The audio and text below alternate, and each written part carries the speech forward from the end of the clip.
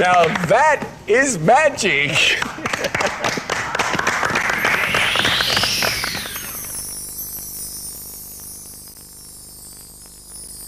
The Wiggles were preparing for a party. Greg had baked a tasty banana cake for his guests, Dorothy the dinosaur, Wags the dog, Henry the octopus, and Captain Feathersword. The guests would soon be there, and so the Wiggles busily prepared Wiggle House. Jeff hung the decorations, Greg finished cooking the food, Murray tuned his guitar, while Anthony laid the food on the table. "I love parties, don't you?" asked Anthony. "You can play games and best of all, you can eat all this yummy food." Anthony started to sample some of the food. "What are you doing?" asked Greg. "Just taste testing, Greg, just taste testing," said Anthony. "No, you're not. You're eating the food we've made for our guests. Now please stop. I need you to help clean this area up," said Greg. But Anthony didn't stop eating. "I want to make sure that all the food is yummy for our tummies." And so Anthony, who loves eating food, continued to eat the food that was prepared for everyone. The excitement of the party and hanging all the decorations made Jeff feel sleepy. "I think I'll have a little nap," said Jeff. And so Jeff slept while Anthony continued to eat the party food. Dorothy the dinosaur, Wags the dog, Henry the octopus, and Captain Feathersword arrived at Wiggle House. They were all very excited about the games they were going to play and all the tasty food they would eat. The guests arrived at the door of Wiggle House. Floridor asked if they knew the secret password. They thought for a moment and then shouted together, "Lolly legs!" "Come in," said Floridor. "You remember the password and now you can enjoy the party with fun games and tasty food."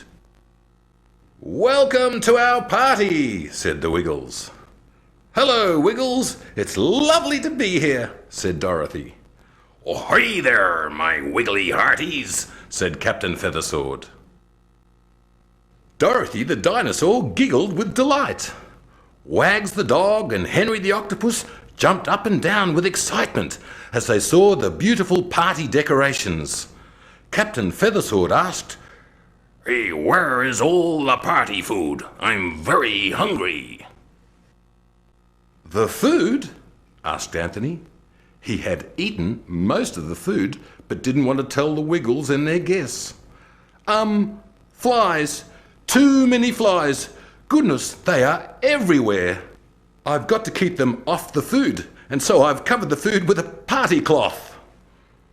The Wiggles thought this was strange, as they couldn't see any flies. Anthony wanted the others to think of other things. He didn't want them to know he had eaten all the party food. "Let's play some games. How about an apple game?" And so the Wiggles and their friends tried to eat an apple hanging from a string. They had their hands behind their backs, which made it very hard and very funny. Dorothy the dinosaur was the first to eat her apple, as she has such a lovely big mouth. Dorothy was the winner and was given a red ribbon. Murray gave coloured ribbons to everyone else. Everyone had fun with the apple game. "Let's eat!" shouted Captain Feathersword. "Yes!" said everyone except Anthony. "What about another game?" asked Anthony. "That is most unlike you, Anthony," said Greg. "You are usually the first one to eat the food." "Well, yes," said Anthony, "but I just love Pin the Tail on the Donkey. Come on, everybody, here's the blindfold. Just put it on Wags and see if he can pin the tail on the donkey." And so the Wiggles and their friends finished playing Pin the Tail on the Donkey. Henry the octopus pinned the tail closest to the end of the donkey. "Congratulations, Henry," said Jeff. Now, let's eat the party food. Anthony suggested yet another game, but everyone wanted food. Anthony suggested that Greg performs a magic trick, but everyone still wanted food. Food, food, food, food, food, they all chanted. Greg lifted the cloth off the table. The other Wiggles could not believe their eyes.